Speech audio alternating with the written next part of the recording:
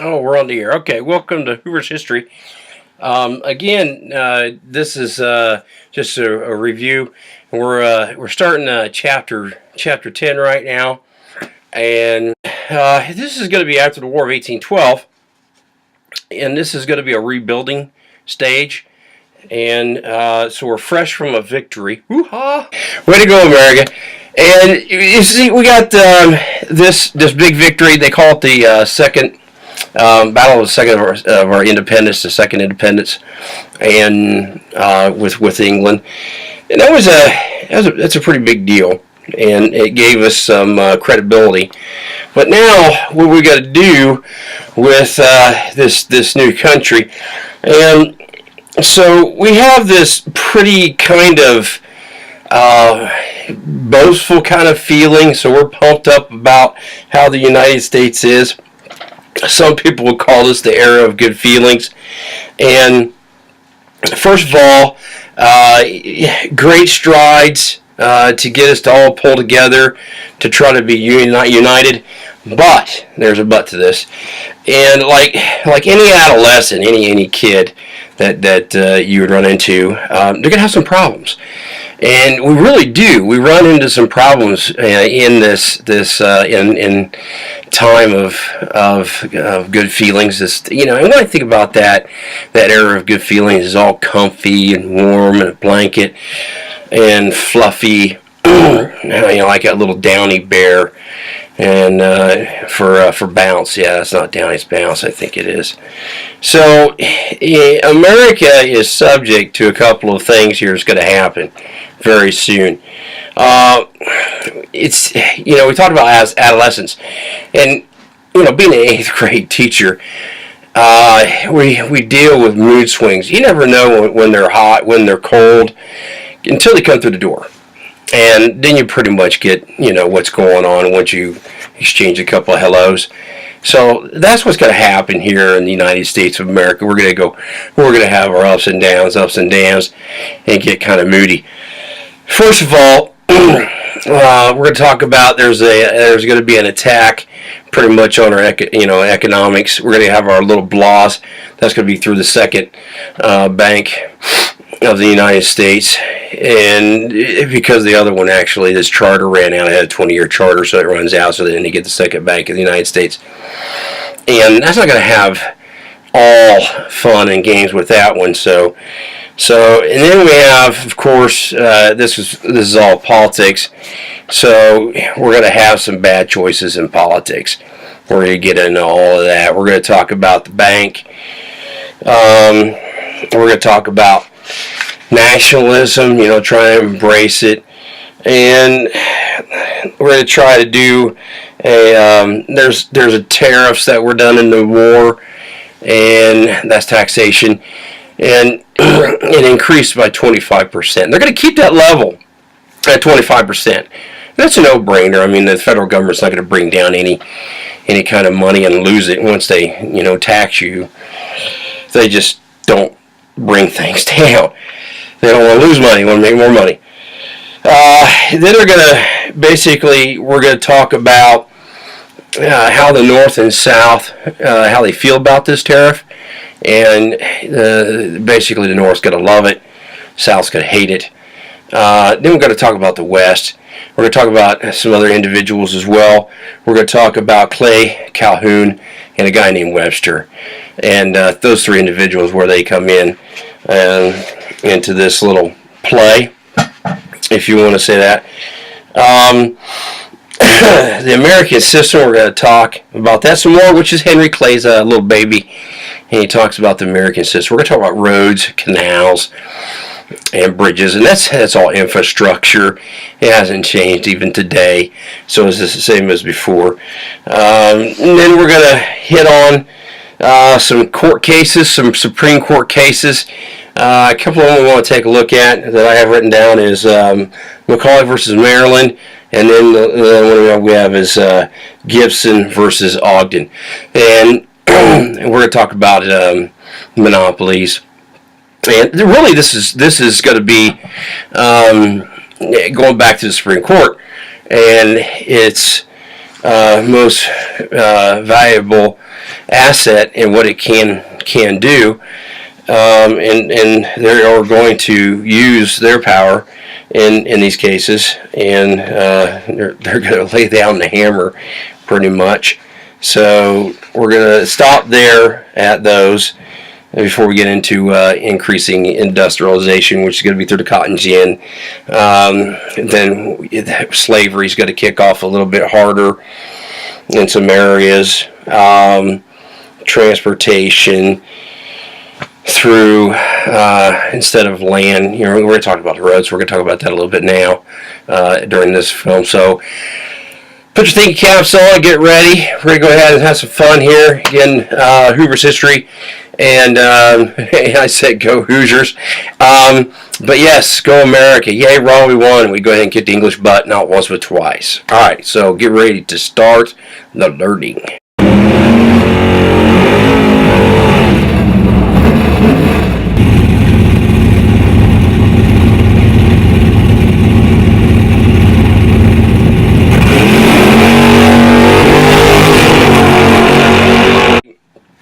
It's we basically think less. This is the thinking that the United States is about.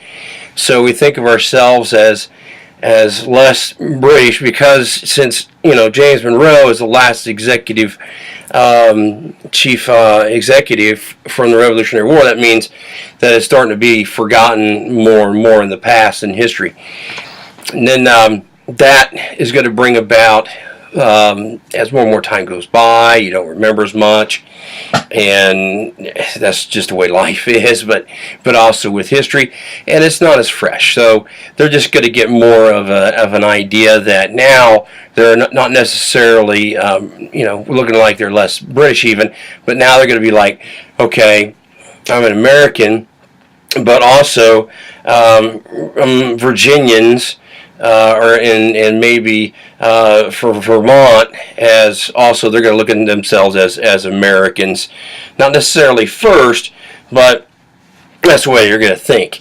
And that's going to go on to the Civil War. And then afterwards, it's going to change. It's going to change after the Civil War because we're going to say from the United States are to the United States is. Feeling, basically, these feelings are all being tested. And first of all, it's the bank system. This bank system, the first United States National Bank, like I said, it's this 20 years charter actually ended, and so we're going to end up with another. Well, the state banks.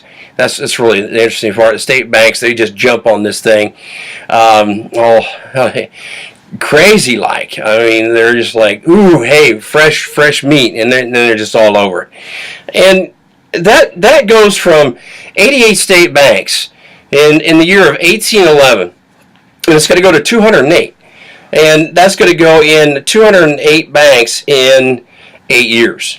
And that's quite a jump. So they're going like nuts and not very responsible with the money. So then they're going to come back with the Second Bank of the United States, and that's in 1816. They're going to start that up. The second USNB, United States National Bank, it's chartered by Congress. They go ahead and throw in the charter, but it's not very much, there's corruption there also. It's not ran perfectly either. There's corruption, there's just stupidity, there's maybe even both going on. And this just lends, and here's what gets into trouble. You have all this land and it's dirt cheap.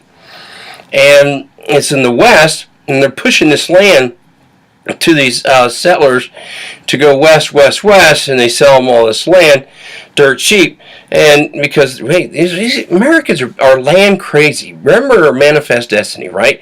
No one's going to get our way. We're going to go from coast to coast, east to west, and that's manifest destiny. Whatever or whoever is in the way is going to lose out. Okay, we're just going to go ahead and stick it to you. So these land crazed Americans, they basically flock all the way to the west. They're going nuts, and then comes along some hard times, and that's in 1819. First of all, land is cheap, so prices plummet. The next one, this is the real kicker, and crop prices fall. And with that combination, the economy then collapse. Okay, it's going to collapse and it's going to soar, and the overhead here is going to really hit the banks really, really hard. And it creates a panic. So it's known as the Panic of 1819. And there's strong resentment here towards the bank. I mean, no kidding, because they're not responsible with your money. And it gets nicknamed the monster is what this second national bank's called. So the West again is hit really hard, and then we have the North, and then we have the South, and they're not hard. The North is okay. New York and New England, they're all good. Matter of fact, they're speculators, so they're making money. They're making some serious dough and cash. So that's going to drive a wedge then, still between it's sectionalism between these three parts of the country, and we've already started with the West now. Okay, with New England and New York, with just that. So that's the national bank in a nutshell. And then next we're going to go ahead and talk about is taxation, this wonderful word that we call tariff, and I'll be with that. And sometimes they say that it's basically a terrific idea. So we got the War of 1812, and that's when these tariffs are taken in effect, and the prices of the tariffs jump during the war. As a matter of fact, they jump more than half, up to 25%. So they double, and it's kept that way, like I said, because the government doesn't want to lose money pretty much anyhow, because of the taxation on items that are coming in, because it's forcing people to buy American-made products. So that's what it's encouraging to do. So that's manufactured goods, and that's going to be furniture all the way to textiles. And who has the manufactured good market and they got it solid down pat is going to be the North. And for a short time, that's going to work out until the West and the South, they don't have manufactured goods. They don't have that furniture or any industrial ways at all, and to produce anything. So they have to actually, because it costs too much money. They can't literally buy American made, so they have to go elsewhere. And this is going to be more division. Again, more division. It's going to drive more wedges. So this is not good. I mean, the North is like, oh, it's a tariff. It's nice and pretty. It's our friend. And then the South's going to be like, no, get away. It's evil. And then Calhoun's going to basically save the day with the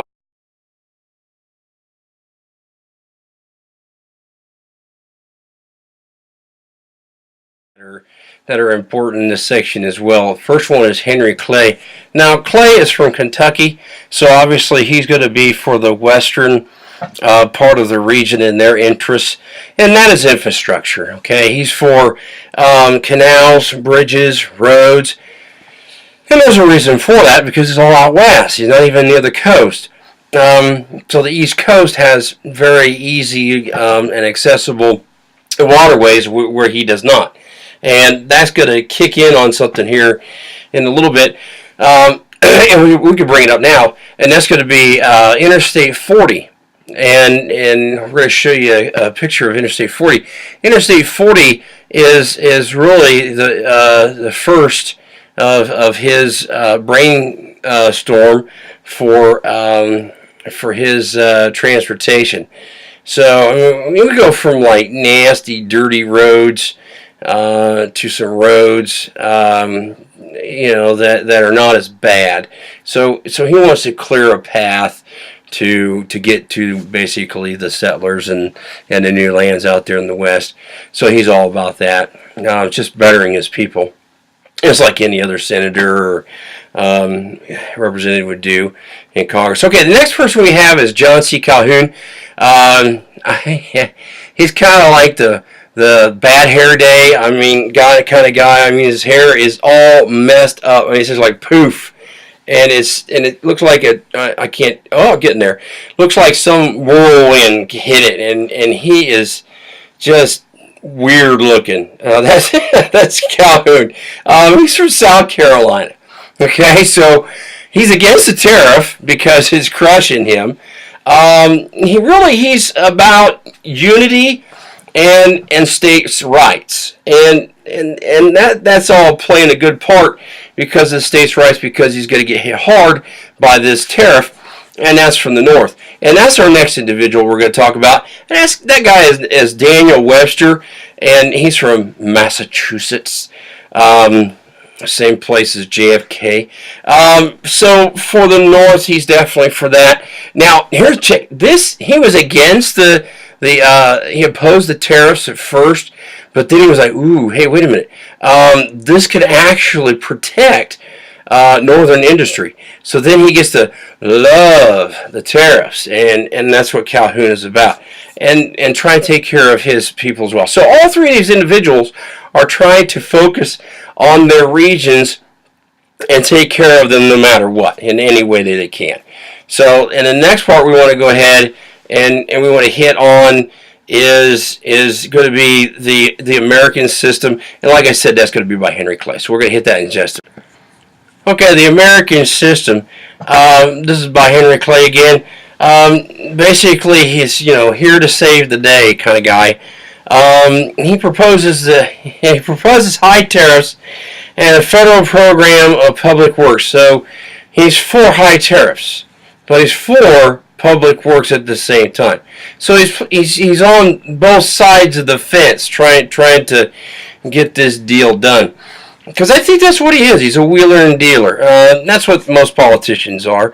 So he believed the high tariffs were not bad. High tariffs could help everybody in North, obviously. But no, it can also help the West and the South. And here's my plan. This is what I'm going to tell you. So as the North grows richer and richer off their high tariffs, they are going to have more money.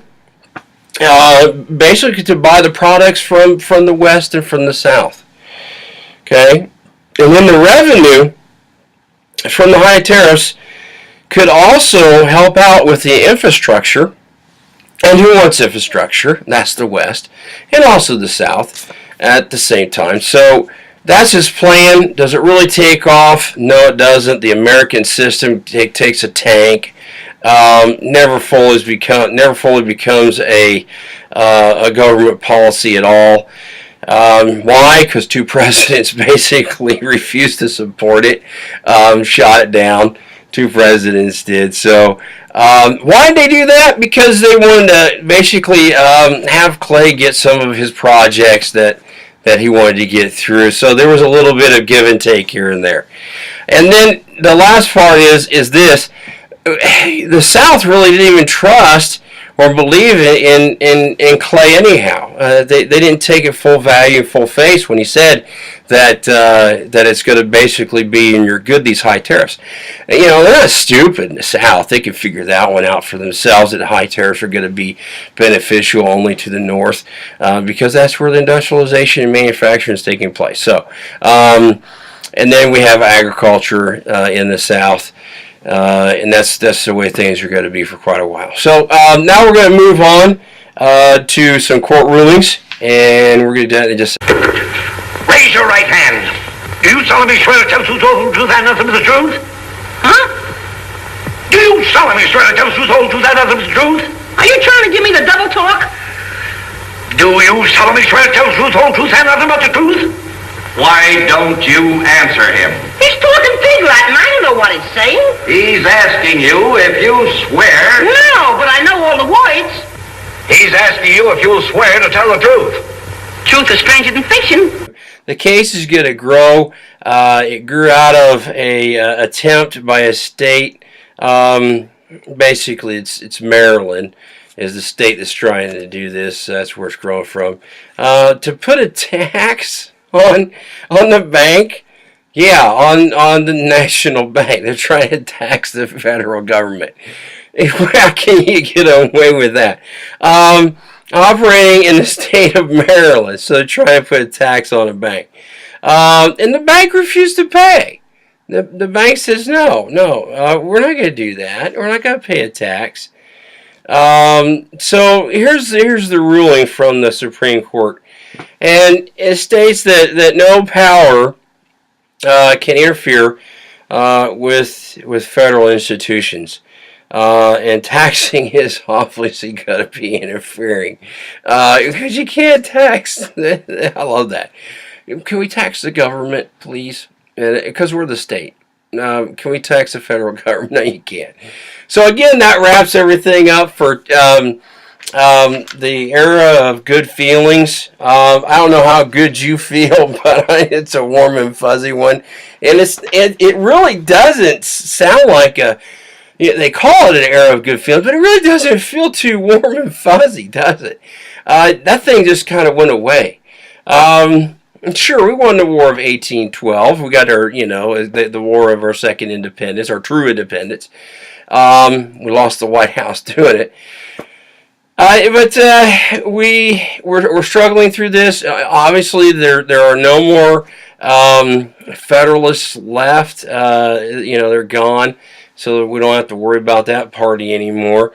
We're left with the Democratic Republican Party, and then we'll see what other parties kind of like emerge out of this later on in history. But so we're trying to build a national identity. You just pull out your ID, and it shows you basically who you are, and that's what we're trying to get is an identity, and we're getting that right now. It's very interesting how things are up for grabs. But that's that one. That's interesting stuff. Next, we're going to talk about dealing with other nations, which we really don't. The Monroe Doctrine. We're going to talk about that next time. All right. So again, this is Hoover's History. I hope you had a good time. I had a great time, and I'll see you and check you out later. Thank you.